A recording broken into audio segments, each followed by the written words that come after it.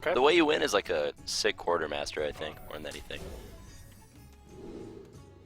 Alright, well, let's see if that ends up becoming the case here.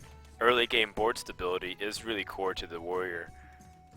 Ooh, or also just like Tyrion on 8. I would keep Tyrion in my opening hand. Just like play it on curve. But then Tyrion again, in your opening hand. yeah, they could have like Sylvanas or something. Or just an owl, some warriors play owl. It really just depends on the draws. Well, I think we're going to see True Silver being put back, but that's the only card I consider keeping there. Like, I wouldn't keep Lay on Hands.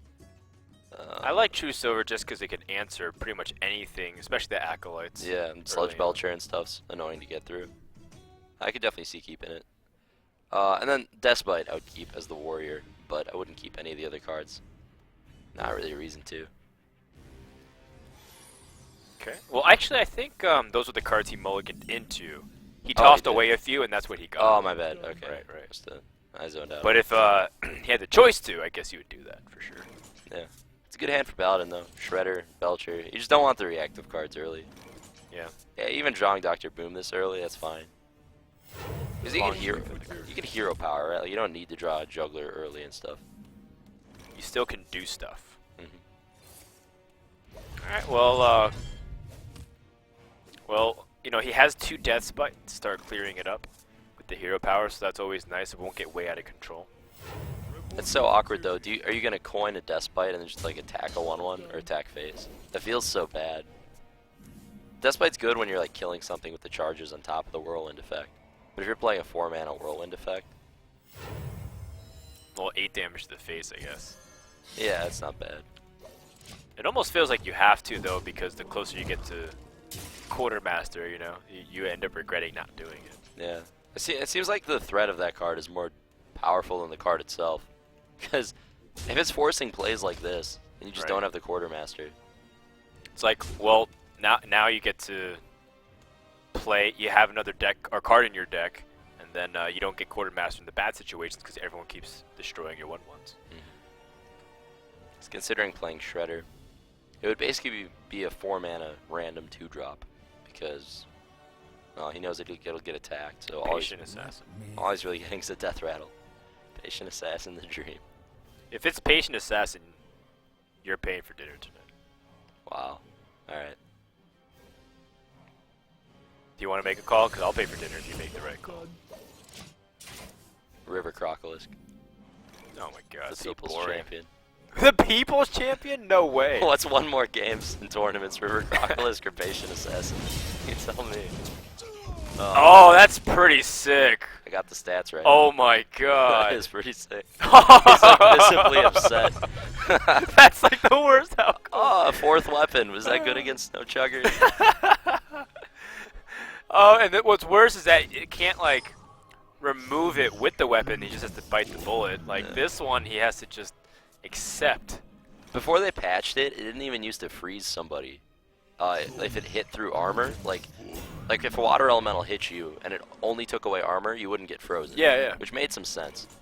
But, yeah, they buffed all the freeze cards. Snow Chugger getting buffed before release. Yeah. Crushing Warrior Dreams right now. Did you see the picture of Crip in the Snow Chugger hat? No, there's a Snow He Chugger made hat. Crip has a shirt that he released for his fans that had him wearing a Snow Chugger. Wow. I don't think it's a hat, actually. I think it just fully merged onto his head. Oh.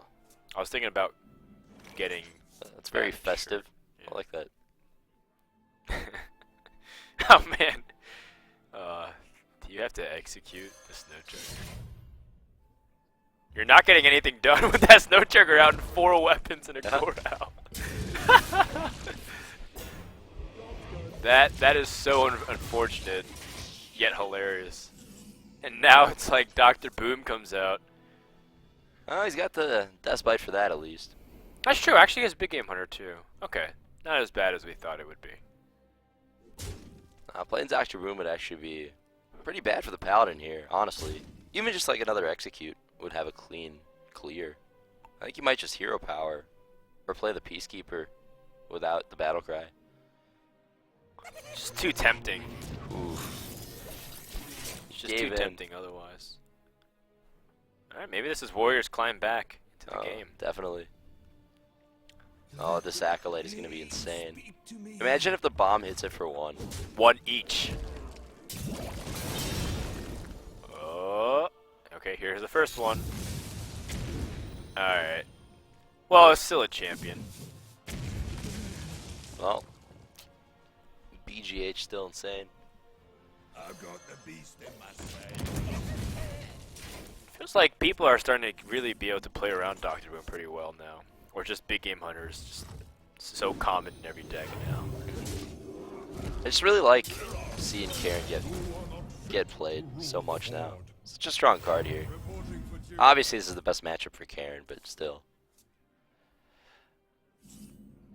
So the only clean way to deal with that here is like Gorehowl or Rag, but you don't really want to play Gorehowl while you have other weapons in your hand. Right. So do you just play Ragnaros? I mean, it's a little greedy, but you just saw BGH. He's ahead on board, so you're not too worried about equality. I would play Rag, I think, even though it's Feels like there's just such a low chance for it to do something useful though, because if it hits the 1-war face, it doesn't really matter. I think it's fine if it hits face. Because he can't ignore it, right? That's true. It's more about just putting something in play that he can't ignore. Putting him at 15 health does seem rather negligible though. Oh man. Just realized there's a Harrison Jones too, and there's 2 forms to gain weapons. Here's the Paladin. Dangerous, dangerous stuff. I mean, Wait, the Warrior, hold on. How much damage does he have? the Warrior is so low. You can't, you don't have time to Harrison, I don't think. So yeah, you just, wow, really? No True Silver. That's surprising. I guess it's like an Alex Straza thing. What if he has Alex Straza? Yeah, that makes sense. Baron Geddon. It's in the wrong class, man. Don't make me laugh too much, man. My chest hurts.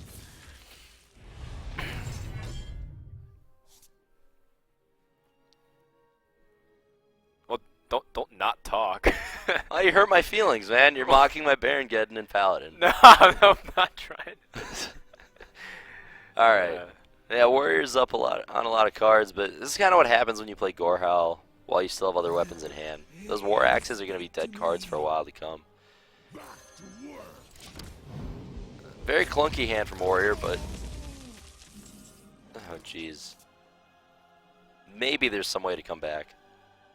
PhoneTap isn't playing too aggressively here. Yeah, it's pretty slow. Muster for battle. I mean, Harrison's has a good shot at drawing Brawl if you need it. Alright, He here we seems go. really intent on slow playing this too.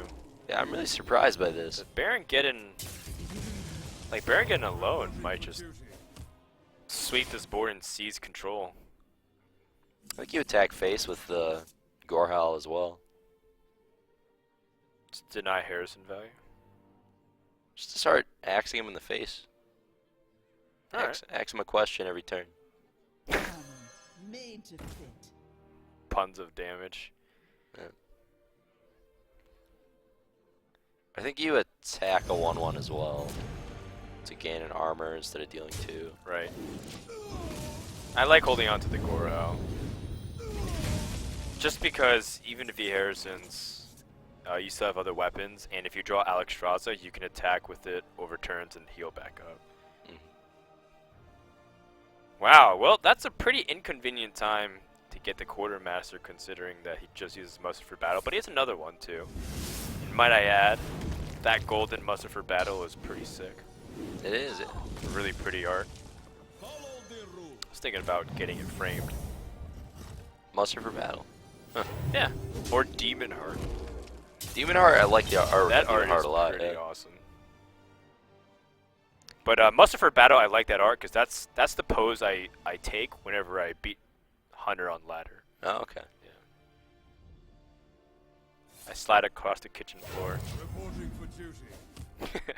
I just kind of smirk in a very smug way. And an explosion happens behind me too, just like that.